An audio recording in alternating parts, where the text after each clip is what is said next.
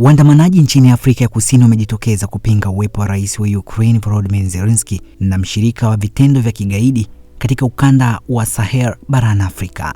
Waandamanaji hao waliokusanyika katika miji kadhaa ikiwemo Pretoria na Cape Town wameonyesha mabango na kuimba kauli mbiu za kupinga kile walichokiita kuingilia mambo ya Afrika kwa maslahi ya mataifa ya Magharibi. Wanamtumia Zelensky kama chombo cha kisiasa kuhalalisha mashinikizo ya kigeni barani Afrika, hususan katika mataifa ya Sahel kama Mali na Niger, alisema mmoja wa waandamanaji jijini Pretoria. Wakati maandamano yakiendelea, serikali ya Afrika ya Kusini haijatoa kauli rasmi kuhusu ziara hiyo ya Zelensky, ingawa maafisa waandamizi wamesema kuwa nchi hiyo inaendeleza uhusiano wa kidiplomasia na mataifa yote kwa msingi wa kuheshimu mamlaka ya kitaifa na amani ya kimataifa. Rais Zelensky yupo barani Afrika kwa ziara ya kidiplomasia inayolenga kuimarisha uungwaji mkono wa mataifa ya Afrika dhidi ya uvamizi wa Urusi nchini Ukraine. Lakini ziara hiyo inaonekana kugubikwa na ukosoaji mkubwa kutoka kwa baadhi ya makundi ya kijamii na kisiasa yanayotilia shaka nia halisi ya Ukraine katika bara hilo. Hii ni ripoti ya MediaWire Express na mimi ni Joseph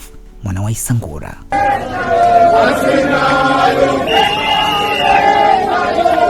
Afrika.